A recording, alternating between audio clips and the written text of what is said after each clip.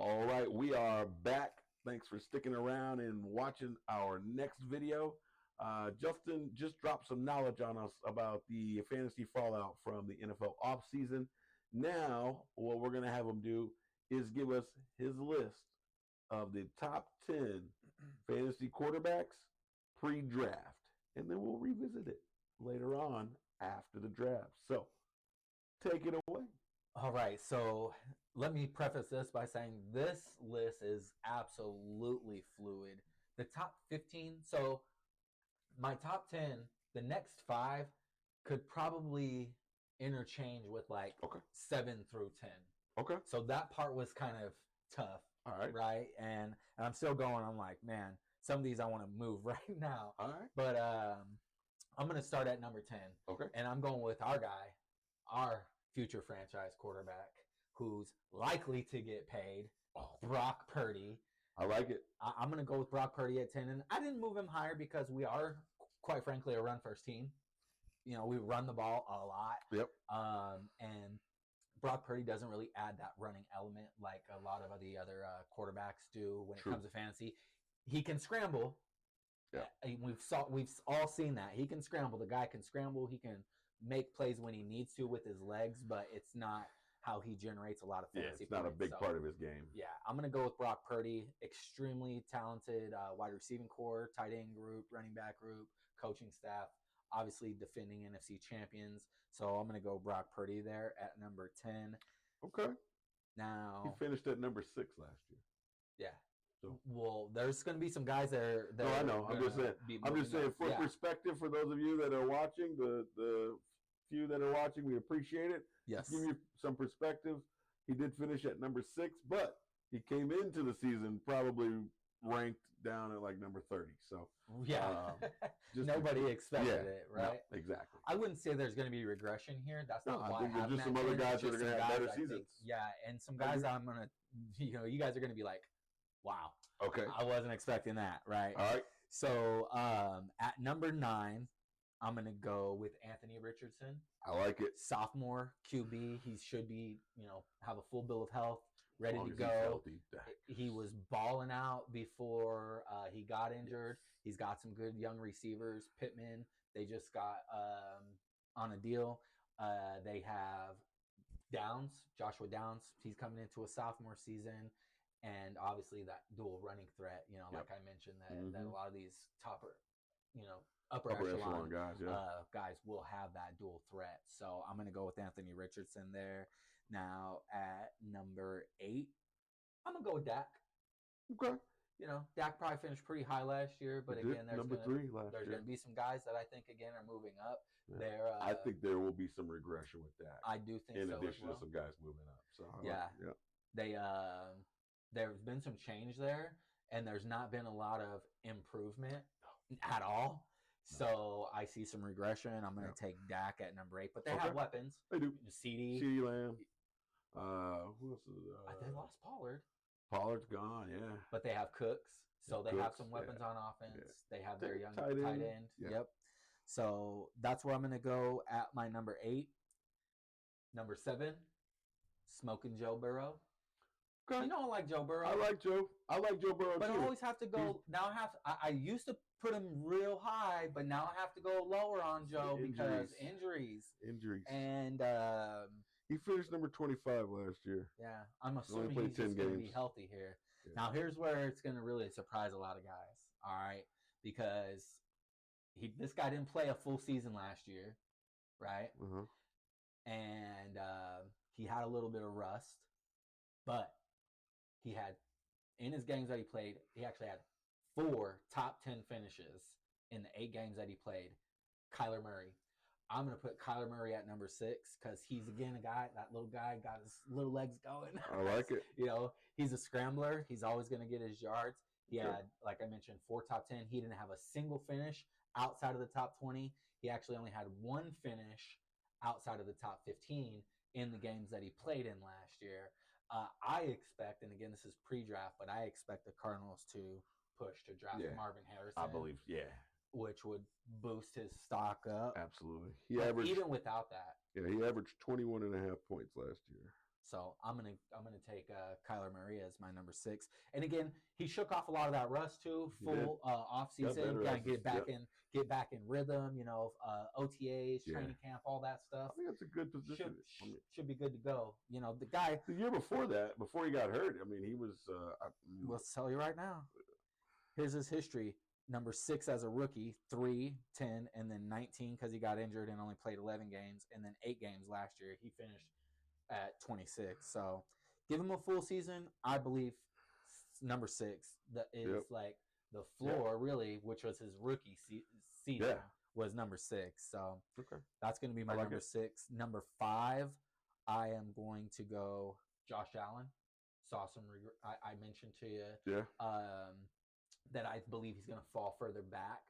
He's not going to have that QB1 season. He lost an extremely good wide receiver 1 in Diggs and a really good secondary receiver 2 Diggs, who could be a wide receiver 1 and will be a wide receiver 1 on the Jags, and Gabe Davis. So I see some regression there coming. They probably will make a move for a receiver in the draft, and maybe a trade or a free agency move or something like that in that second wave of free agency. But they're going to have to do something. Yeah, he had 29 passing touchdowns last year. Unless they get somebody in there, I think that's going to drop off. Yeah. He may add a few more rushing touchdowns. He had 15 last year, but not enough to make up for the 29 passing touchdowns. Yeah. I don't know. I didn't look up how many of those were from Diggs and Davis, but I imagine it was a good chunk of them. So. Well, Davis, Davis had a good amount of touchdowns actually last year for a secondary receiver. Let's pull this up right here. Let's see. 7 receiving touchdowns. Average yards per catch, 16.5. Yeah, I mean. Gabe Davis. Yep. Stephon Diggs had 8. So half of his touchdowns were to those 2 guys. Yeah. I expect Kincaid to have a good season. Yeah. So, now, number 4, I'm going to go with Lamar Jackson. Okay. Here, I'm going to go with Lamar Jackson. Again, he's always right in that top 5, right where he finished last year. So I'm going to go with the same. Again, I don't believe Henry elevates or takes anything really away from him. They've always had a good running game. It's just been a matter of having a running back that's been healthy, stable, and it's consistently in there. Yeah. So maybe goal line touchdowns. I don't know, might take something a couple along away. that line. But at the same time, I think it may Gus open up. Scored a lot of goal lines last year. Yeah, I think it also may open up some more of those big plays from Lamar on those read options, because now the defense is not going to be more worried about Lamar than they are whatever the running back is back there. Now the defense has to be worried about both of the guys back there getting the ball and busting a big play. Like, you're not going to say, all right, we're going to focus solely on Derrick Henry on those RPOs or those read options. Yeah. And you're not going to say, all right, we're going to solely focus on Lamar on those. You can't anymore. Nope. You gotta focus on both of them because they're both heavy hitters when it comes to the running game. So, be interesting. It will be interesting, definitely. The Ravens' offense will be. I mean, Derrick Henry is better than any running back the Ravens have had in recent years. So there's no denying that. The Ravens again have always had a good running game. So I don't know exactly. It's hard to gauge how much of an impact they're going to have. My number 3, I'm going to go with Jalen Hurts. I know your bold predictions coming, so I'm gonna go with Jalen at number 3. Again, he's got extremely good weapons. He's an athlete. He scores touchdowns, which I know is where you believe he, may lose a little. He may lose a little there. So the proof is, right now I can't argue with what you're saying. He finished number 2 last year, so yeah. Number 2, Patty Mahomes.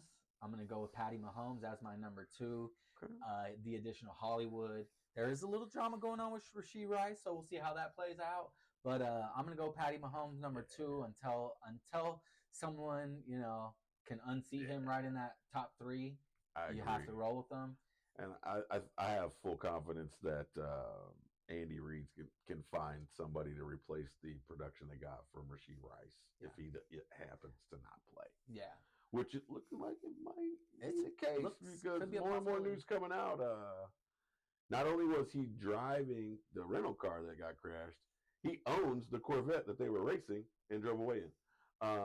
So very interesting. There was also 10.5 grams of marijuana found which in is his a car, felony which is a felony in Texas. So I'm not a lawyer, and I don't know. I'm just purely speculating, but there could be some implications there. Yeah. But that's why he's got guys to handle that stuff for him. And hopefully, it turns out right for him, and he can learn. Hopefully, he learns from it. That's the biggest thing, and thankfully, nobody was hurt. Yeah, you can only guess. Major, yeah.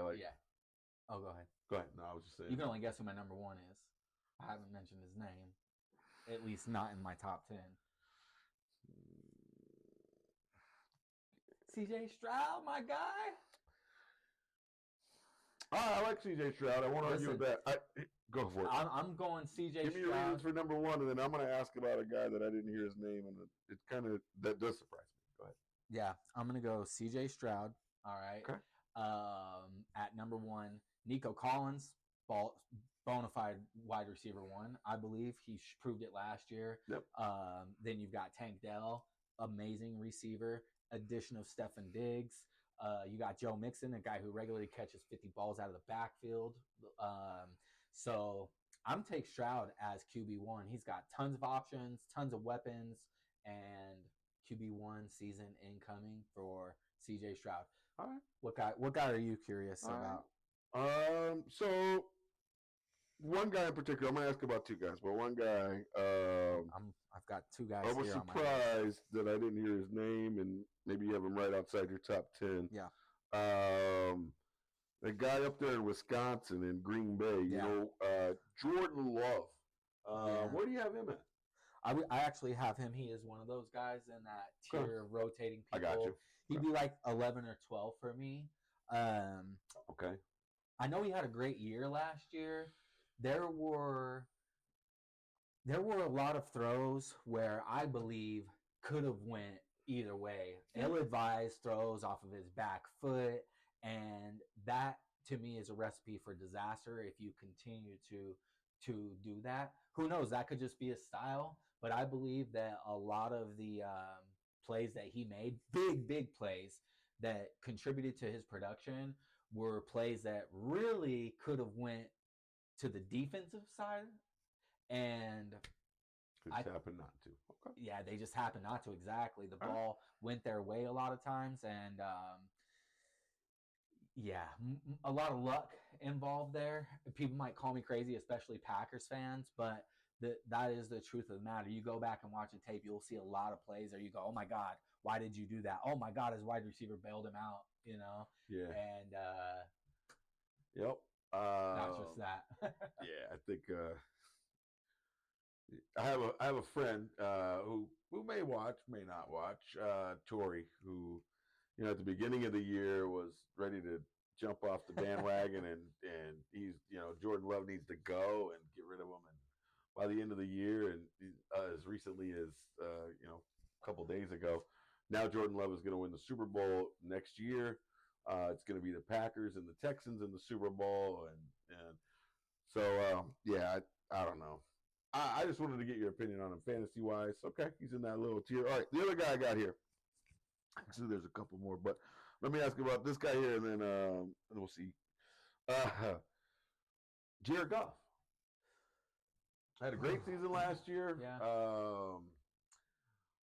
Team didn't really get worse as far as the passing game goes. I mean, they did lose DeAndre Swift, but they have Gibbs, who is their second year running back, who came on really strong at the end of the year. So what do you have Jared Goff?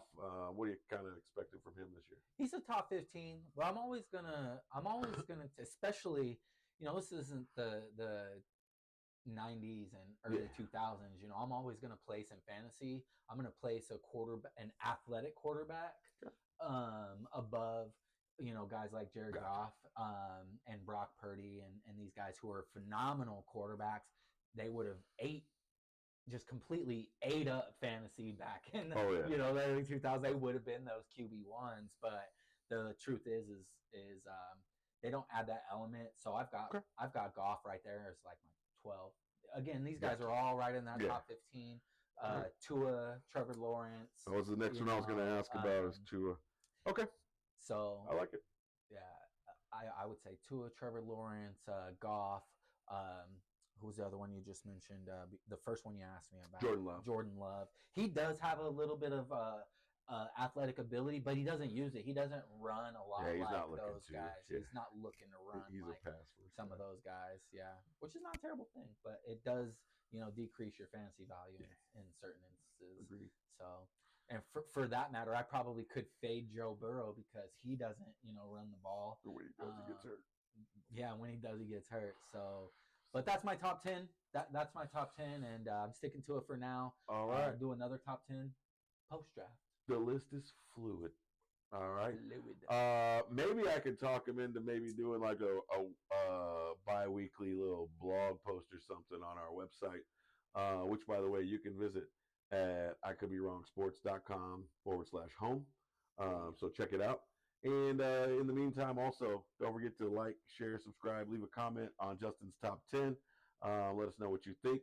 And before we wrap it up here with the fantasy football quarterback talk, I'm going to give a bold prediction about fantasy football. Very bold. And it's not going to be a popular opinion, but that's why it's called a bold prediction.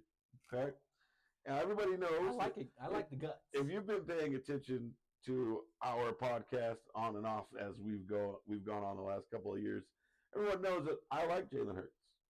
I've rooted for Jalen Hurts. I said that Jalen Hurts was going to be a star in the NFL before anybody else really jumped onto that train, except for Eagles fans.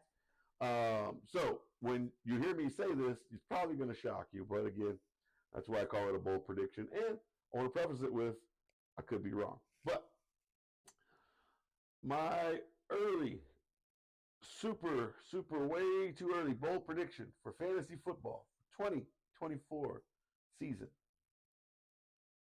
Baker Mayfield will have more fantasy points than Jalen Hurts.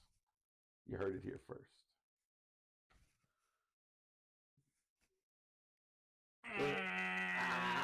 Soundboards in the office. All right. Yeah, I don't see that happening unless Hurts gets injured, but I could be wrong.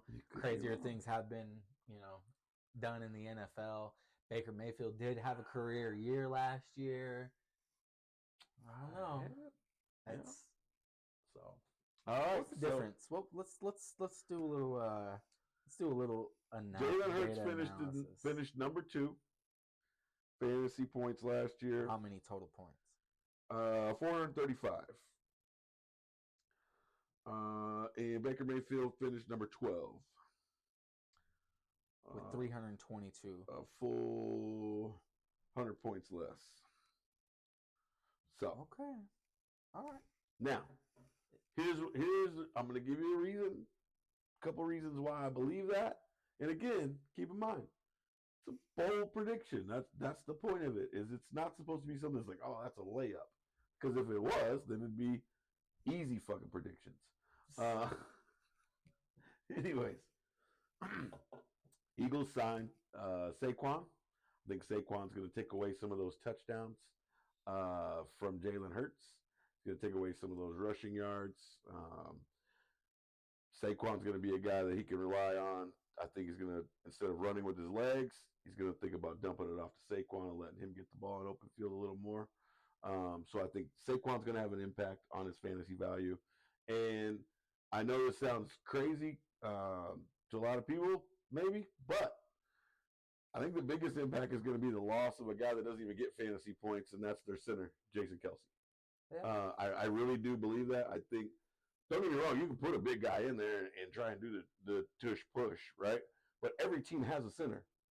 What's the only team that you think of when you hear tush push? Which the only team you think of that's successful? The Eagles. We'll see what it looks like without Jason Kelce in there leading the way. I think also on top of that, not only just the tush push itself, but Jason Kelce is a very smart Very smart person when it comes to just everything in general. But when it comes to football, he's a really, really smart guy. He was really good at calling out protections and things like that. And he took a lot off of Jalen Hurts' plate. And I think that that's going to change with whoever they replace, which is going to have an impact. Jalen Hurts, I think, is going to have to, not that he can't do it, not that he can't think and he's not a critical thinker. I just think that having that extra responsibility is going to maybe take away from some of the things that he's able to do when he's out there just playing football. So that's why. Interesting. All right. Those are my thoughts. Yeah, I like it. Baker's going to go out there and just sling the fucking ball because he just got paid and that's what he does. Yeah. Or he could have just got paid and said, but it's very possible. I mean, maybe he's going to pull a Johnny football. Yeah. No, I like where you're going with the Saquon and Hurts thing, taking a little value away. I think it's actually a great question, similar to you asking about Henry's impact to That Lamar. probably should have been a better question. But I believe that Saquon will actually help Hurts more than hurt him versus the other situation with Henry and Lamar, because the Eagles haven't always had a good run game. So when you're talking about RPOs, play action, things like that, if you got AJ Brown, you're screwed. You got Jalen Hurts, you're screwed. Possibly. I'm just kidding, man. Saquon barely finished the whole season, man. Who knows what's going to happen? Who knows? This is all assuming health, all right? I'm going Baker outscores Jalen. Bold prediction number 1. Love it. Of about 100 to come. Yeah. Stay tuned. Stay tuned. That's right. All right. So that is all we got. We are done. A couple of quick segments. Again, we're going to stick with the fantasy football theme moving forward. We'll sprinkle in some non-fantasy football, but football news in general and football reactions in general. Training camps are getting ready to come up right after the draft here in about 2 weeks, I believe. 3 weeks. Draft is not that far away. So we'll be talking a lot of draft. We'll be talking a lot of fantasy with Justin. Maybe he'll give us a top 10 running backs, top 10 wide receivers. Keep in mind, the lists are fluid. But be sure to tune in either way. And don't forget to like, share, subscribe, and tell your friends. We appreciate it. Peace, everyone.